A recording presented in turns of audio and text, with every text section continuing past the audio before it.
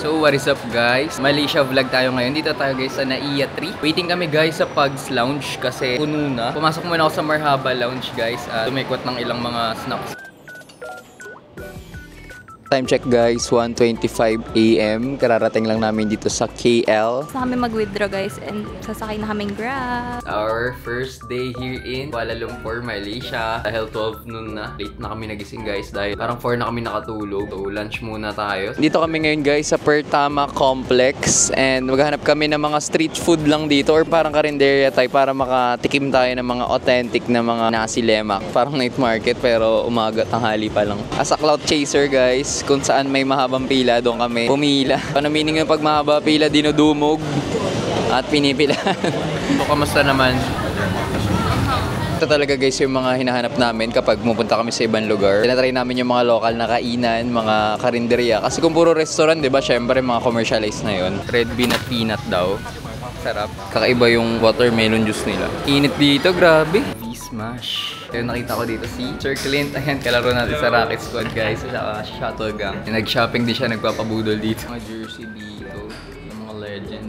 Time check guys, 7 PM. Ayan, katatapos lang namin mag-edit and mag-upload. Paglabas namin, grabe, lakas ng ulan. Kitang-kita rin pala dito guys yung tallest building. Pangalawa sa buong Tondo. Dito na kami sa Wow. Medyo grumpy mga tao. Di ganun ka-okay yung experience. Guys, tingnan niyo, ubos na ubos po ni Idol Ransel ang kanyang mga order. Grabe, ang sarap dito. Second day today guys. Papunta tayo ngayon sa Bato Cave. Start na tayo ngayon ma-tour. Hindi kami kumukuha ng tour lagi ni Dry. Lagi kami DIY lang. Ito yung mga gusto namin, yung ma-feel namin maging local. Kaya lang, ang trade-off nun, medyo hassle. Kasi yung iba gusto bakasyon, di ba? Tapos ma-hassle kayo. Kami, baliktad. Gusto namin mas ma-feel maglakad-lakad, food trip sa daan, mga ganon. Dito na tayo sa Bato Cave. Grabe, sobrang daming unggoy dito, guys. Unggoyers na nakatambay dito. Okay, buntot. Ganda dito. Napakalaki niya, guys. Grabe, gigantic. Kung meron kang megalophobia, papakanta ng oh, wow. Akyatin natin to, guys. The greatest 292 steps. Kakayanin kaya ni Idol? Ready na ako. Guys, ito na yung view sa pinakataas. Medyo mainit din dito. So, Jisulay, saves the day again. Ito na kami sa Genting Island. And 1 hour biyahe, grabe ginutom kami. Gulat ako dito guys, ang ginaw pagbaba namin galing ng Grab. So, parang bagyo nila to. Cable car paakyat. Ito yung temple. Hindi mo akalain may ganito kalamig dito sa Malaysia. So, mga nagbabalak nga guys sa pumunta sa Sky World, maganda agahan nyo. And para maka-discount kayo, book nyo lang siya via Klook. Gamitin nyo lang yung discount na to. Summer Dry 5 Klook discount at yahoo.com. Summer Dry Klook lang. Ayan lang pala guys. Time check 9 PM and grabe ang tagal ng biyahe namin dahil may super malalang accident sa daan. Block lahat ng roads. Parang easy and recto lang, may station din. Agnas. Ito yung kakainin namin guys. Pinipilahan at dinudumog dito sa Malaysia. Dinner natin for tonight ay Damascus shawarma. Nauubo na siya sa anghang.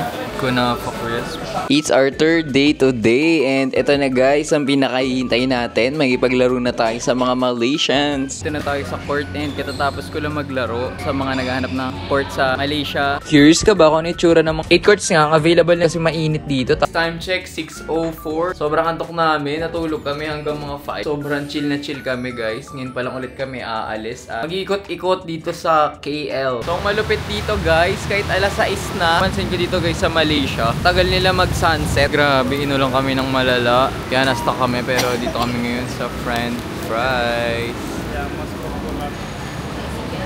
It's our 4th day today. Sorry, iba yung quality ngayon dahil naiwan namin yung Osmo sa hotel.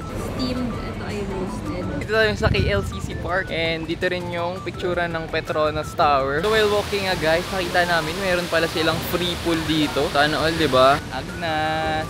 Snag!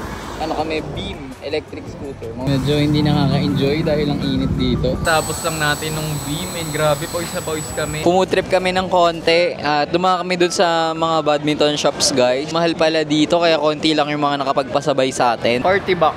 Best viewing spot ng Merdeka. Ang ganda oh. Ganito ginagawa guys. Ako na nag-video. May fries, pwedeng beef or chicken.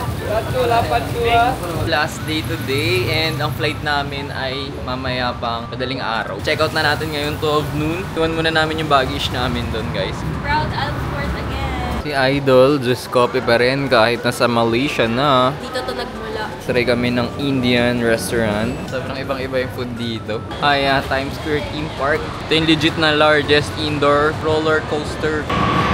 Last stop natin bago tayo umuwi, Central Market. Sa Mitarik to guys, nasikat to dahil super daming reviews.